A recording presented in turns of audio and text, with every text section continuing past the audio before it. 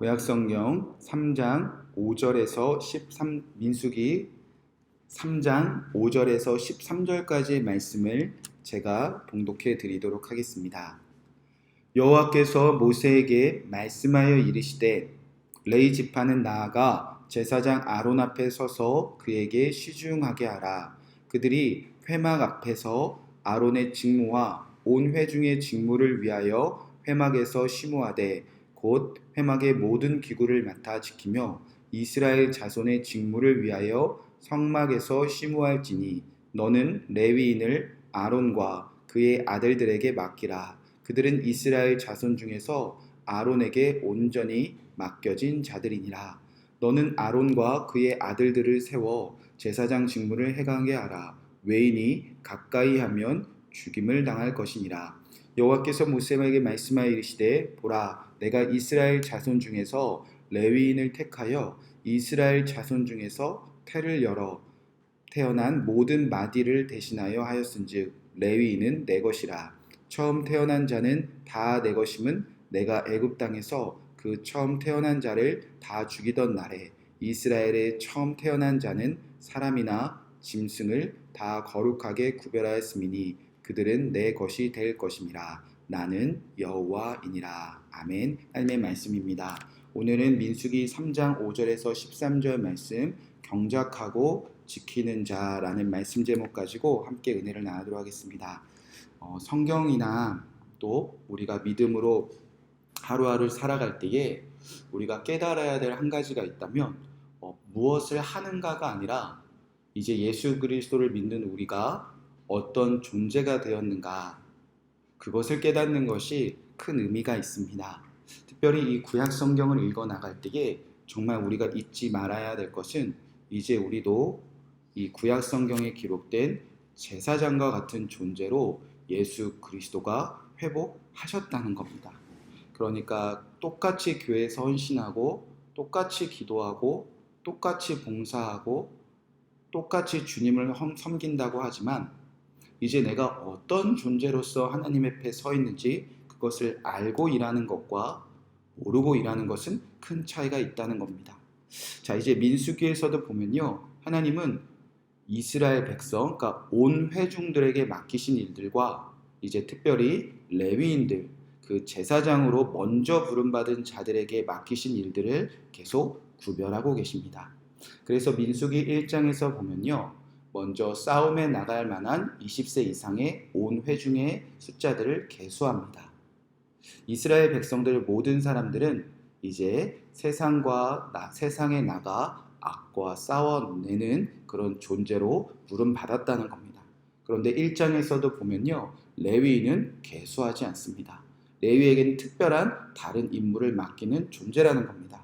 레위인들은 이 세상과 나와서 싸우는 것이 아니라 세상과 싸워나가는 그 온 회중들을 위하여서 성막 안에 어떠한 죄악도 들어오지 않게 지키는 존재가 바로 제사장이라는 겁니다. 2장에서도 마찬가지입니다.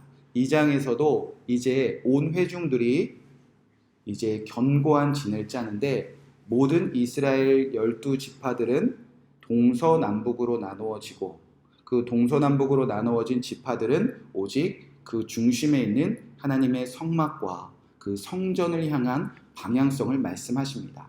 그리고 그 지파들마다 서로 다스릴 수 있는 지휘관을 세웠다는 거죠.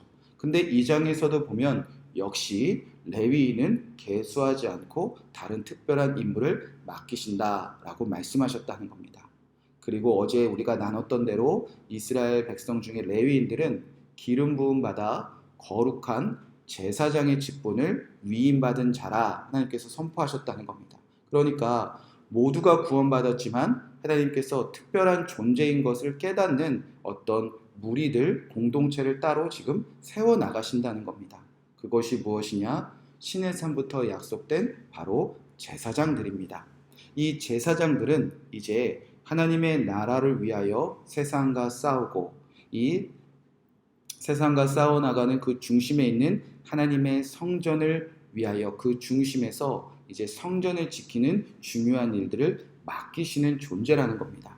자, 그래서 이제 3장, 4장부터 제사장들이 해야 될 일들을 선포하시는데, 자, 오늘은 이제 제사장들이 특별히 이제 어떠한 존재로 다시 부름받았는지 그 말씀이 담겨져 있습니다.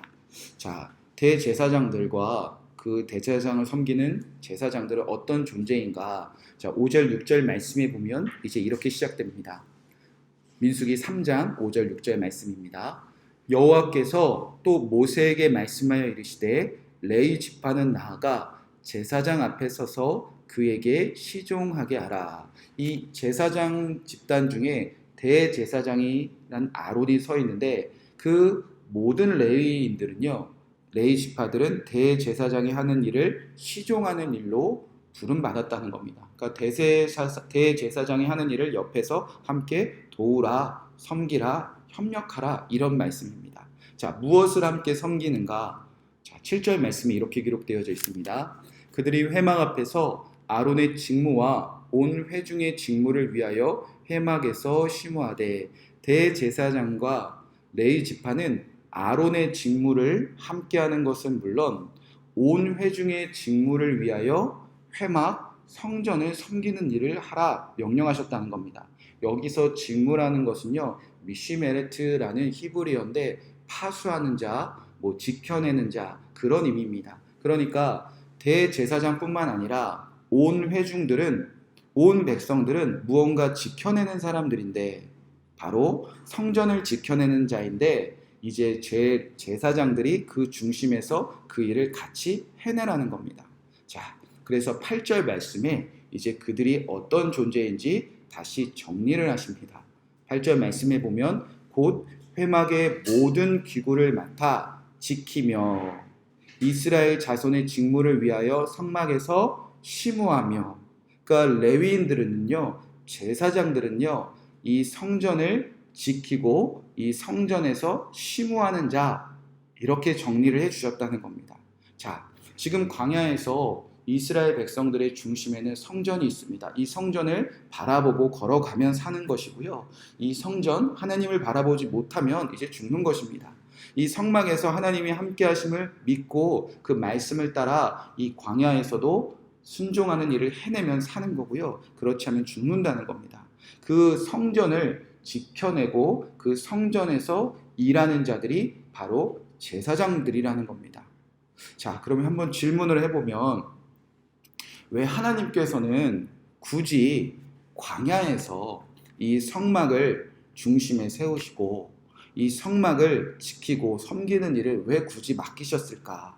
여러분, 이게 얼마나 비효율적인 일입니까? 우리가 성경에 그냥 기록되어서 그런가 보다 할 게 아니라, 여러분, 이 성막에 기둥이 몇 개고요. 또 천막은 또 얼마나 많이 있고요. 그 안에 얼마나 많은 기구들이 있습니까? 이것을 광야에서 그냥 걸어가는 것도 쉽지 않은데 이것을 구름이 뜨고 구름이 지는 거에 따라서 매일 팠다가 접었다가 또 다시 짐을 쌌다가 풀었다가 이 광야에서 이 무거운 것을 가지고 이동하는 것이 얼마나 비효율적인 일입니까? 이 성막은요, 이 하나님의 집은요, 사실 이 광야를 모두 통과한 다음에 이 가나안 땅과 전쟁에서 승리한 다음에 그 하나님의 나라 들어가서 더 멋지고 웅장한 성전을 짓고 그 다음에 다 같이 성막을 지키고 성막에서 일하는 일을 섬기는 것이 더 쉬운 일 아닙니까? 그런데 신의 광야에서부터 하나님은 굳이 성막을 만들라고 하시고 그 성막을 가지고 이 광야를 지키면서 이 성막을 함께 섬기면서 이 광야를 행진해내는 것에 목숨 걸라 하셨다는 겁니다. 자, 왜 그렇게 말씀하셨냐? 자, 8절 말씀을 보면 특별한 두 단어가 등장하는데 곧 회막의 모든 기구를 맡아 지키며, 이 지키며라는 단어에 동그라미를 하시면 좋습니다. 그리고 또 이스라엘 자손의 직무를 위하여 성막에서 심호할지며, 이 성막에서 심호한다 라는 단어에 동그라미 하시면 좋습니다. 자, 첫 번째, 이 모든 기구를 맡아 지키며, 여기서 지키다가 샤마르라는 히브리어를 쓰는데 어떤 뜻이냐면 울타리를 치고요, 견고한 울타리를 치고 무언가 지켜낸다 라는 뜻입니다. 두 번째, 이 성막에서 심호한다 라는 이 구절에는요, 이제 우리가 계속 거듭 반복해서 들었던 아바드, 일한다, 섬기다, 예배하는 단어를 사용합니다. 그러니까 이 단어를 종합해 보면 이제 광야에서 이 성막을 위하여 샤마르하고 아바다는 존재로 다시 부르셨다는 겁니다. 여러분, 성경에서 최초로 이 샤마르와 아바드가 단어가 함께 쓰이는 곳이 어디 있는가? 바로 에덴 동산입니다. 하나님께서는 천지를 창조하시고요. 이제 하나님의 형상대로 사람을 만드셨습니다. 그리고 사람에게 이제 무슨 일을 맡기셨냐면요. 2장 15절에 보면 여호와 하나님이 그 사람을 이끌어 에덴 동산을 두어 그것을 경작하며 지키게 하시고, 그러니까 사람은요 하나님이 창조하신 그 하나님의 나라 에덴 동산을 경작하고 지키는 존재였다는 겁니다. 여기서 경작하다가 아바드, 일하다, 섬기다, 예배하는 단어가 쓰여져 있고요. 지키다라는 단어가 샤마르라는 단어를 쓰고 있다는 겁니다. 그러니까 하나님의 나라에서 하나님의 형상대로 지음받은 그 창조의 원형은 무엇이었냐면요. 그 하나님의 나라 안에 있는 모든 피조물들이 하나님만 아바드하도록, 하나님만 예배하도록, 하나님만을 위하여 섬기도록 울타리를 치고 지키는 존재가 바로 아담과 하와, 창조의 원형이었다는 겁니다. 그런데 그 단어가, 그 샤마르와 아바드의 단어가 이제 다 잃어버리고 빼앗겨 버렸는데, 이제 그 사라진 두 단어가 다시 어디에 등장하는가? 제사장들에게 등장한다는 겁니다. 그래서 성경에서 이 아바드와 샤마르라는 단어가 쓰일 때는요, 제사장의 존재를 깨우칠 때만 이 두 단어가 같이 쓰입니다.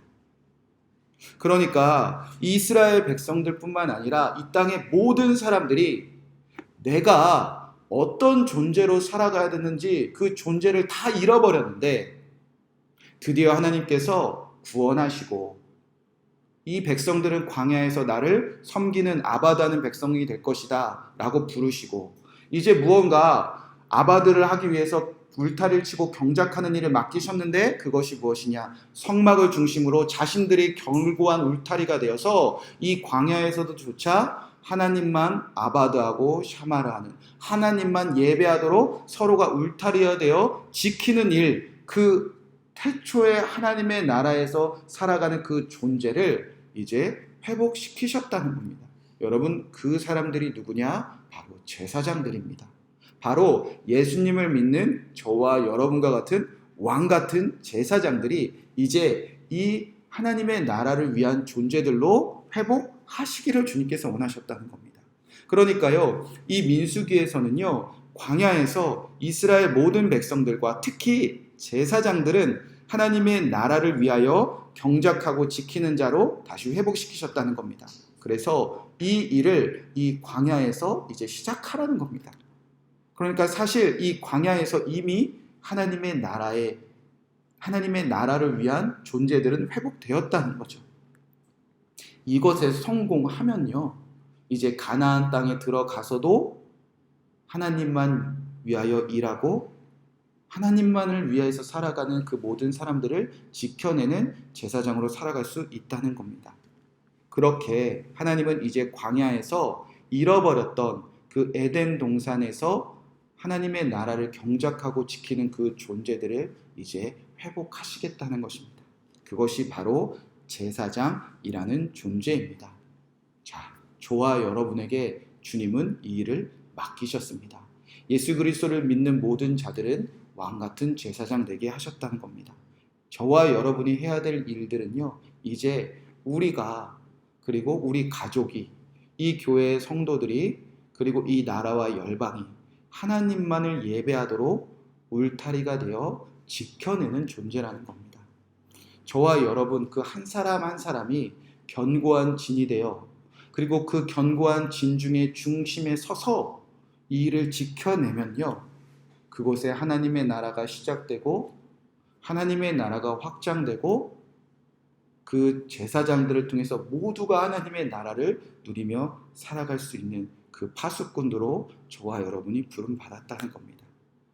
이 하나님의 나라가 이제 여러분 안에 계신 대제사장 되신 예수 그리스도와 그가 하신 일을 함께 섬기는 왕같은 제사장들을 통해서 이제 이 땅에 이루어진다는 것입니다. 저와 여러분의 삶이 때로는 광야와 같을 때도 있습니다. 그러나 우리가 두려워하지 않을 것은 이제 우리가 어떤 존재인가를 바라보면 됩니다. 저와 여러분에게 이 에덴 동산에서 살아가게 하신, 그 에덴 동산에서 하나님의 나라를 경작하고 지키게 하신 그 창조의 원형이 예수 그리스도 안에서 회복되었는 줄로 믿습니다. 내가 가정을 지키는 자가 되었습니다. 교회를 지키는 자가 되었습니다. 이 나라를 지키는 자가 되었습니다. 여러분이 이 존재인 것을 잊지 않고 이 존재로 살아간다면 이제 하나님의 나라는 광야에서조차 시작되어집니다.